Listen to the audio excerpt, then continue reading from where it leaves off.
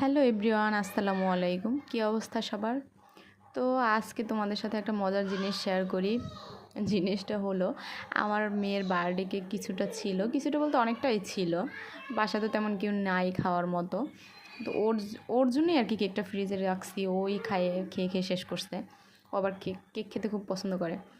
তো এক টুকরো কেক আমি ওর জন্য নিয়ে আসছি। আমি প্রথমে বলছি কেকটা আমি খাবো, আমি তোমার জন্য নিয়ে আসিনি, আমার জন্য নিয়ে আসছি। ও প্লেট নিয়ে টানাটানি করা শুরু করছে।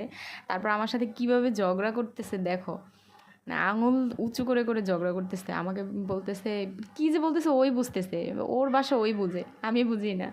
কিছুটা আমি বুঝি। তো এই হলো আর কি, বুঝছো? মানে আমরা যাদের জন্য চুরি করি তারাই বলে আমাদের চোর। কেকটা কিন্তু আমি ওর জন্যই নিয়ে আসছি যে ও খাবে।